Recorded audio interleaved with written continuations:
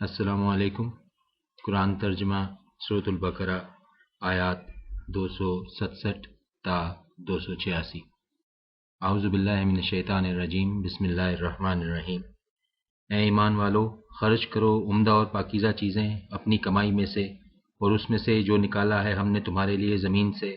اور مت قصد کرو ایسی بری چیز اس میں سے خرچ کرنے کا جسے تم خود لینا گوارا نہ کرو، مگر یہ کہ چشم پوشی سے کام لو اس کے بارے میں، اور جان رکھو کہ بے شک اللہ ہے بے نیاز اور قابل ستائش۔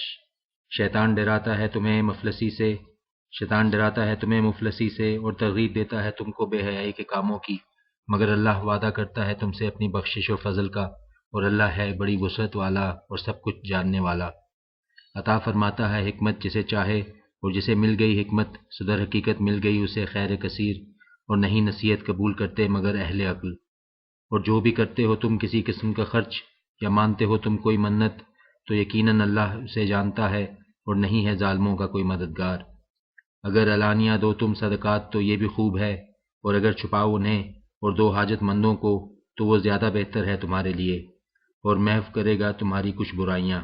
اور اللہ تمہارے کاموں سے پوری طرح باخبر ہے۔ نہیں ہے تم پر ذمہ داری ان کو راہ پر لانے کی، بلکہ اللہ ہدایت بخشتا ہے جسے چاہتا ہے۔ اور جو بھی خرچ کرتے ہو تم کوئی مال تو اس کا فائدہ تم ہی کو ہے، اس لیے کہ نہیں خرچ کرتے ہو تم مگر حاصل کرنے کے لیے اللہ کی رضا۔ اور جو بھی تم خرچ کرتے ہو کوئی مال بطور خیرات، پورا پورا دے دیا جائے گا وہ تمہیں، اور تمہاری حق تلفی نہ کی جائے گی۔ ایسے حاجت مندوں پر جو رکے بیٹھے ہیں اللہ کی راہ میں، نہیں طاقت رکھتے چلنے پھرنے کی زمین میں، سمجھتا ہے انہیں ایک ناواقف آدمی خوشحال، سوال نہ کرنے کی وجہ سے پہچان سکتے ہو تم ان کو ان کے چہرے سے، نہیں مانگتے لوگوں سے پیچھے پڑ کر۔ اور جو بھی خرچ کرو گے تم کوئی مال، بے شک اللہ اسے جانتا ہے۔ جو لوگ خرچ کرتے ہیں اپنے مال رات کو اور دن کو، چھپا کر اور علانیہ، ان کا اجر ہے ان کے رب کے پاس، اور نہ کوئی خوف ہے ان کے لیے اور نہ وہ غمگین ہوں گے۔ جو لوگ کھاتے ہیں سود، نہیں اٹھیں گے وہ مگر جیسے اٹھتا ہے وہ شخص جسے باولا کر دیا ہو شیطان نے چھو کر۔ یہ اس لیے ہوگا کہ وہ کہتے ہیں آخر تجارت بھی تو سود ہی کی مانند ہے، حالانکہ حلال کیا ہے اللہ نے تجارت کو اور حرام کر دیا ہے سود کو۔ لہذا جس چیز کو پہنچ گئی نصیحت اس کے رب کی طرف سے اور وہ باز آ گیا تو اس کا ہے وہ جو پہلے لے چکا وہ، اور معاملہ اس کا اللہ کے حوالے، اور جس نے پھر لیا تو ایسے ہی لوگ ہیں جہنمی، وہ اس میں ہمیشہ رہیں گے۔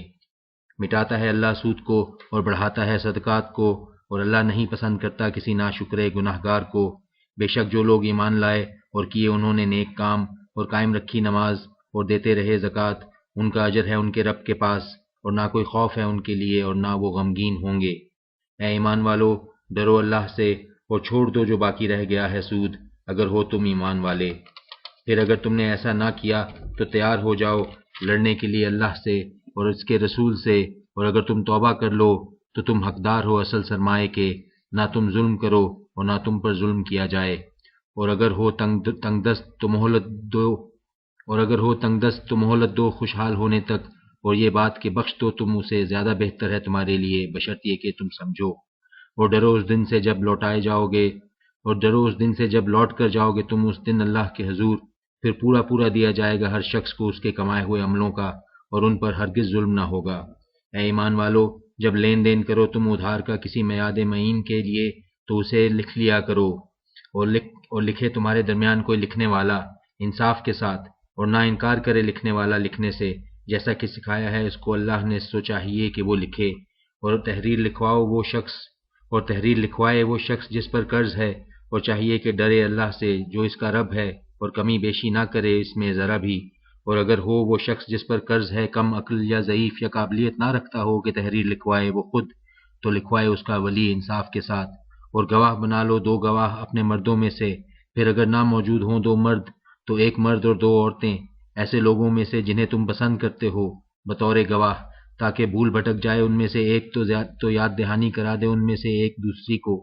اور نہ انکار کریں گواہ جس وقت بھی بلائے جائیں، اور نہ تساہل کرو دستاویز لکھنے میں، چھوٹا ہو یا بڑا، تعین میعاد کے ساتھ۔ تمہارا ایسا کرنا زیادہ قرین انصاف ہے اللہ کے نزدیک، اور بہت درست طریقہ ہے شہادت کے لیے، اور زیادہ قریب ہے اس کے کہ نہ پڑو تم شک و شبہ میں۔ ہاں یہ کہ ہو لین دین دست بدست، تم لیتے دیتے ہو آپس میں، سو نہیں ہے تم پر کچھ گناہ نہ لکھنے میں، اور گواہ کر لیا کرو جب تم سودا کرو، اور نہ ستایا جائے لکھنے والے کو اور نہ گواہ کو، اور اگر تم ایسا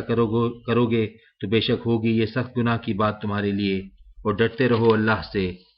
اور سکھاتا ہے تم کو اللہ، اور اللہ ہر چیز سے خوب واقف ہے۔ اور اگر ہو تم سفر میں اور نہ پاؤ کوئی لکھنے والا تو رہن با قبضہ پر، پھر اگر اعتبار کر لے تم میں سے کوئی شخص دوسرے کا تو چاہیے کہ ادا کرے وہ شخص جس پر بھروسہ کیا گیا ہے اپنی امانت، اور ڈرتا رہے اللہ سے جو اس کا رب ہے، اور مت چھپاؤ گواہی کو، اور جو چھپاتا ہے گواہی کو تو در حقیقت گنہگار ہے اس کا دل، اور اللہ تمہارے اعمال سے پوری طرح باخبر ہے۔ اللہ ہی کا ہے جو کچھ ہے آسمانوں میں اور جو کچھ ہے زمین میں، اور خواہ ظاہر کرو تم جو تمہارے دلوں میں ہے یا چھپاؤ، بہرحال حساب لے لے گا تم سے اس کا اللہ، پھر بخش دے گا جسے چاہے اور سزا دے گا جسے چاہے، اور اللہ ہر چیز پر پوری قدرت رکھتا ہے۔ ایمان لایا رسول اس پر جو نازل ہوئی اس کی طرف اس کے رب کی طرف سے، اور مومن بھی، یہ سب ایمان رکھتے ہیں اللہ پر اور اس کے فرشتوں پر اور اس کی کتابوں پر اور اس کے رسولوں پر، نہیں فرق کرتے ہم اس کے رسولوں کے درمیان کسی ایک میں دوسرے سے، اور کہا انہوں نے کہ سنا ہم نے اور اطاعت کی، طالب ہیں ہم تیری بخشش کے اے ہمارے رب، اور تیری ہی طرف لوٹ کر جانا ہے۔ نہیں ذمہ داری ڈالتا اللہ کسی شخص پر مگر اس کی قوت برداشت کے مطابق، اسی کے لیے ہے وہ جو اس نے کمائی اور اسی پر ہے اس کا جو اس نے کمائی۔ اے ہمارے رب، نہ مواخذہ کیجو اگر بھول یا چوک ہو جائے ہم سے،